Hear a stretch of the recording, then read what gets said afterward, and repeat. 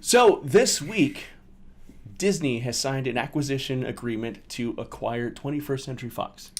And that means a lot of things, but the most important thing is the fact that we are finally going to get the comic movie that we've been longing for, and I feel like we really deserve, and that's motherfucking Garfield.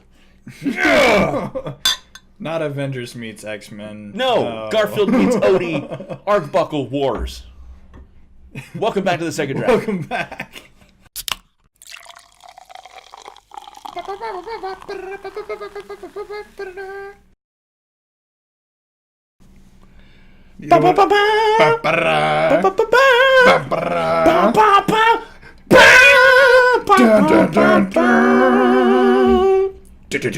Outro. So yeah, Disney is officially outbid Comcast. There was a little bit of a bidding war. I honestly did not ever think that Disney was going to let Comcast outbid them because X-Men and Fantastic Four are very, very important to their future, I guarantee, because they own the Marvel Studios brand. Yeah, there's no way. I mean, I thought it would go on for a little bit longer, like Comcast would up the bid a little bit, and then they'd be like, do we want Daddy Disney to own this property? Because they now control everything, like all the superheroes, all of the things, though. No, it's I know not, because everybody's against a monopoly, but after seeing what Disney and Marvel have accomplished with the Marvel Cinematic Universe, culminated into Infinity War, which was just damn awesome. Give Disney and Marvel I don't even care about Disney at this point. Just the fact that Disney now owns Marvel, and now Marvel Studios is going to be able to do X-Men movies and Fantastic Four movies the way they should be done. I now have an erection. Well, Disney was like, Avengers, let's make that a thing. And then they did it well, and then now we have superhero movies and MCU just like... They kill it every damn time. I am a huge fan of The Thing from Fantastic Four. Ben Grimm, the ever-loving blue-eyed Thing.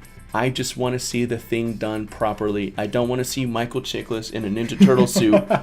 I don't want to see some skinny kid who becomes like a weird rock monster. No, I want to see Ben Grimm done properly, and I want to see him fight Mark Ruffalo's Hulk in the theaters with Dolby surround sound. And I just... With somebody that's not Miles Teller playing Reed Richards. Sure. Nothing against Miles Teller. I fucking love Whiplash. Yeah, Whiplash is great. Just, Fantastic Four is such a rad property. And X-Men, too. I was going to say, if Disney can't do it properly, nobody can make Fantastic Four in the movies, so... Yeah. And let's just, let's put it out there. Like, James Gunn on social media very recently has said that Guardians of the Galaxy is going to end after Volume 3. And I feel like if they do it correctly, Fantastic Four could fill that void because you've got that family dynamic, bunch of misfits who are stuck together, and the Fantastic Four have always historically and very famously gone on many space-y adventures with all kinds of weird Jack Kirby shit happening. Like, that could very easily be the tentpole that takes the place of Guardians when the Guardians is done. So, I know people, again, are very anti-monopoly, and they think Disney is evil, and... Disney is honestly doing some, let's say, terrible things with Star Wars right now, and we'll get to that. But for right now, for the immediate future, I am incredibly happy to see Fantastic Four and the X-Men, God, I love the X-Men, coming home just like Spider-Man did. Yeah, I mean, I'm curious to see what happens with X-Men, but I have hope for Fantastic Four. Like I just said, if Disney can't pull it off, then nobody can. And if they're going to be able to pull off the family dynamic you mentioned, the comedy, which I think is important, but then also give that like traditional element that of comic book come to the silver screen that Guardians wasn't even able to do. Guardians was just a new property that panned out because people wanted something different. Mm-hmm. This is something familiar that reminds us of the comic book translation. Spider-Man, whether you like it or you didn't, we had... our opinions on the show. You watch our Homecoming video on the channel. A lot of people liked it, and it's because they wanted the traditional Spider-Man, but they wanted it in the new age. Let's see Fantastic Four in space, or let's see the Disney take on that. I think they'll give it enough budget because they have it, and then they'll give it enough attention. Right. And then they can start to handle the X-Men and incorporating that into how are you going to mash all of those up? It's like Infinity War. People were talking about how are you going to put all those things together, and this is just throwing. And they continuously find a way to do it right and do it correctly. Yeah, they do. And I've got my issues with Spider-Man: Homecoming. I did the video on it. It's grown on me in future viewings, but it's head and shoulders above what the Amazing Spider-Man movies were with Andrew Garfield and Mark Webb. I mean, they knew what they wanted to do with Spider-Man, and I think they achieved what they wanted to do. And the best thing about Homecoming is the fact that it set him up for such an amazing role in Infinity War. Yeah. It's also going to set up that character for such a great future role in the MCU in general. Tom Holland's good. Yeah, he's by far the best Peter Parker. I said in the previous video that, like, Tom Holland is by far the best Peter Parker ever committed to celluloid. He's fantastic in the role. Was it celluloid, though? I don't know. I like to say celluloid. I still like to believe that every film is still shot on actual film. Yeah, I'm not a big fan of digital photography. But, yeah, and X-Men. I mean, after X-Men 2, it's just been kind of an effing disaster. Brett Ratner with X-Men 3, which was just abysmal. And then Bryan Singer came back, and I'm sorry. If you enjoy Apocalypse and Days of Future Past, I apologize. I thought they were both garbage. I know hardcore comic book fans that will enjoy Days of Future Past to an extent. They don't talk about Apocalypse, and then they'll give a little bit of credence to those that came before. But X-Men Origins generally forgotten about as well because the Wolverine movie, it was disaster. Yeah, just a horrible disaster. Not good. I wasn't even really honestly a fan of First Class. I felt it was horribly underbaked. I thought Kevin Bacon actually did a surprisingly good job. Michael Fassbender, he gives 100% every time he's in front of the camera. But he's just so intense. But I mean, the movie just didn't fit anything, and they tried to use that as a basis for a reboot, and it was just not. It was not cohesive. I want the X-Men to be directed, written, and produced by a studio that understands the characters and is going to do them justice, and is going to do films that are cohesive and brilliant and exactly what they should be and tonally correct and not. That's the key for me. I don't want to interrupt you. I'm sorry, but no, it's a perfect place to interrupt me. It's thematically consistent is what they need to be, and that's what the X-Men movies have been lacking up to this day. Like, if you think about even just in casting, and I'm not going to say that they cast poorly, but if you look at the actors and actresses let's just say one thing. That series has been coasting on the talents of Hugh Jackman for 20 years. Yeah, well, you take Hugh Jackman, and then you throw in some pop flair because Jennifer Lawrence is in it now.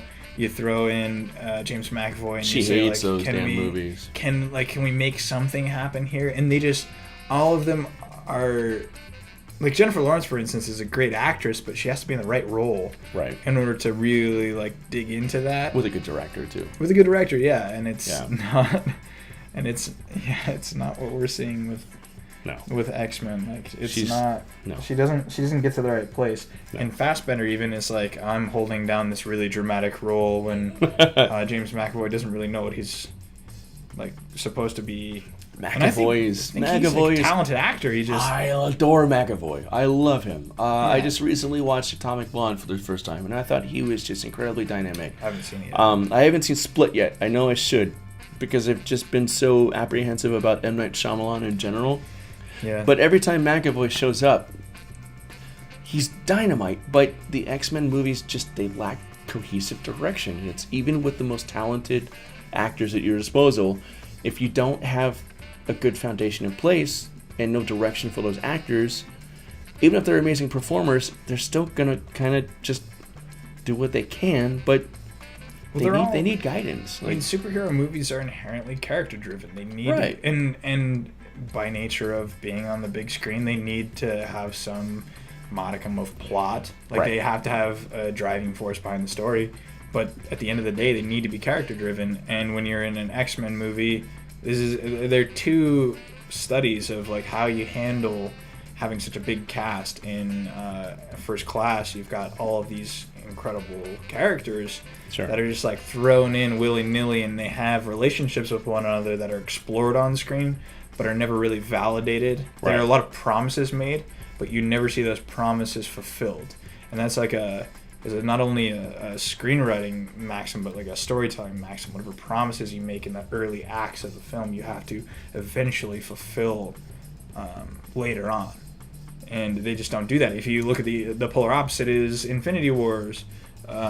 Just fantastic. Like Thor's character, 32 different characters, and every single character has a moment to shine, and they all like flawlessly and seamlessly interact with all the other characters they've never even met before.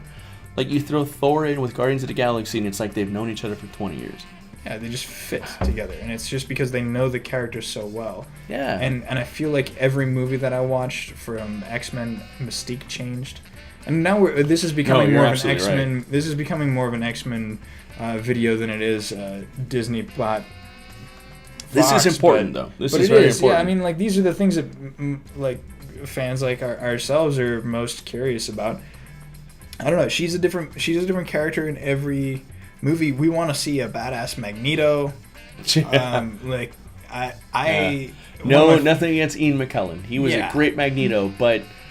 I kind of want to see the Magneto I grew up with in the comics and the cartoons, who was a very dynamic and sorry, Sir Ian, I love you to death. I can't say enough great things about you. I would love to see a Magneto who is actually a physical foil for the young kids he's going up against, who are, the core X-Men team. Yeah, he needs to be. He's supposed to. Yeah, and. I mean, and Magneto is such an interesting, dynamic character that isn't fully explored because he's just played as the opposite and not the foil to the character. He's played as just like the other side of the coin. And the foil is supposed to be... That's an excellent point. Thank you. Yeah, the foil is meant to be like your... how do I describe this? The person that not only reflects the protagonist's intentions, but like has their own intention and is autonomous in that. Sure. And because of their autonomous goal, kind of conflicts with the protagonist, and it makes it super interesting because those are dynamic characters. They have depth. They're not. They're multifaceted. And that's the one thing I think works most about the original X-Men movie, which I think came out in like 2000. The thing they did accomplish very well was the fact that Sir Ian McKellen's Magneto and Patrick Stewart's Professor X were very much like the antagonist and protagonist. One was very much the figure who was pushing for equality and harmony, and the other one was pushing for the exact opposite, which is the superiority of the oppressed class or race, as it was. Magneto wanted the mutant race to rise up above their oppressors and become superior, which he thought they were. That was the one thing about the original X-Men movie, aside from the amazing accidental sort of casting of Hugh Jackman as Wolverine. That thing the movie absolutely nailed. But yeah, I think they need to capture that once again if they go the Magneto route. But I do agree with all the points where... I mean, the thing where the original X-Men movie really falls flat is the fact that once you remove Magneto and Professor X from the equation, what are the X-Men themselves fighting for? Mm-hmm. So, yeah. That's a good question to leave it on, like let you stew on that. I think the big problem with Disney acquiring Fox is that most people are going to have the same issue that they had when... Disney acquired Star Wars. Exactly. Disney bought Star Wars, and it was like, what are they going to do to our baby? Oh, my goodness. And at the end of the day, it could be good and it could be bad. And it's been both already. And it has been both already. We've seen good things come out of Disney Star Wars. Yeah. And that is, they obviously have the budget, and Star Wars was never not going to get the budget, but they have the budget and they have the time. Because there's so many now Disney properties that can just get thrown out there that will appease the masses until the next Star Wars movie can come out. Sure. They've got a schedule. They've got creatives that are capable of making this happen.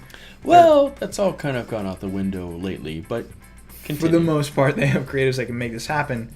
I have been recently referring to Disney as Daddy Disney because they're like all of the properties underneath are like the heirs and heiresses of this like giant mogul mobster that is just like doling out cash to wherever it's needed, just so like that Daddy they can Warbucks just, like, have from fun. Annie. Yeah, There's also that meme that's been floating around for quite some time where Disney is Thanos, and he's got the Infinity Gauntlet, and all the gems are like Marvel and Star Wars. And, yeah. But let's go ahead and jump into Star Wars. We may as well. Disney acquiring 21st Century Fox means that, correct me if I'm wrong, and leave a comment down below if I'm wrong, because I would love to be corrected, because I'm not 100% up on this, but I do believe that 21st Century Fox still owns the distribution rights for the original trilogy and the prequels. So Disney acquiring 21st Century Fox means they've now sort of completed their fanboy collection of now owning everything Star Wars, and that means they can now redistribute the prequels and the original trilogy, and the like more, maybe more importantly than seeing really good Fantastic Four movies and X-Men movies, is the fact that Disney may now have the capacity to finally re-release the original Star Wars trilogy completely unaltered, unspecial editioned or whatever, in Blu-ray format. Unadulterated Blu-ray. And that needs to be the very, very first thing they do, because Star Wars is not in a good way right now. Whether or not you're a fan of Solo or The Last Jedi or even Rogue One, what's going on behind the scenes at Star Wars section of Disney right now is not good. And Disney acquiring 21st Century Fox affords them the opportunity to make an incredibly, really beneficial PR move of releasing what people have desperately wanted for like 20 years now, and that's the original trilogy uncut in a high definition format. If you're watching this, Bob Iger, Kathleen Kennedy, anybody, Star Wars, the unaltered original trilogy on Blu-ray, you should literally, it's a thing, make it happen. You should be doing it right now. Literally right now. We're hoping you already are making it happen. I would like to own that come Christmas. It's not a hard ask. So I mean, like, I don't think it is. It's not. So Lucasfilm and 21st Century Fox, they did the special editions of the original Star Wars trilogy, and they said that they had to do it at this point in time because the original, actually celluloid copies of the film were dissolving, and they were going to be gone forever if they didn't back them up, and they didn't. That's all bullshit. Because I own an officially licensed copy of the original trilogy that has the uncut theatrical versions on DVD as special features. I got it about 9 years ago at Target for $25, and now it sells on Amazon for $400. Please don't dox me and rob me and steal that from me, because I plan on being buried with it. But I know for a fact that files exist of the original untouched trilogy, and just put it on Blu-ray now. Just do it. People are begging for syndication. Movie form. you just canceled the Boba Fett movie, which I don't really care about anyway. But you've just potentially canceled the Ewan McGregor Obi-Wan movie. Like, all the spin-off Star Wars movies are effectively gone at this point. If you want some goodwill, give us that. I'm okay with this spin-off movies not being a thing anymore. I went and saw Solo. I won't say that I didn't like it, but I was underwhelmed, which is weird because when I saw Rogue One, I was really impressed. I liked Rogue One. I thought it was a good movie. I thought it was well executed. I thought it looked gorgeous. And they took a risk in making a really uncomfortable ending, the actual ending to the movie. Everybody dies. Yeah, and in a similar way that Infinity Wars did. But that spoiler alert. Yeah, but it's been out for over a month. Yeah, 2 go months and see now. it. Yeah. Like I feel no remorse for that. Yeah. But Rogue Just One, like Rogue One has no follow up to that except for the original trilogy. So just like, right. If you hadn't watched Star Wars, who are you? Why are you watching this video? Stop what you're doing and go watch that. But Rogue One was great. What I'm hoping Disney does with all of these licenses and this ability to just like make whatever Star Wars property they want is that they just take their time. They need to take the time, make sure it's developed. I'm okay with waiting.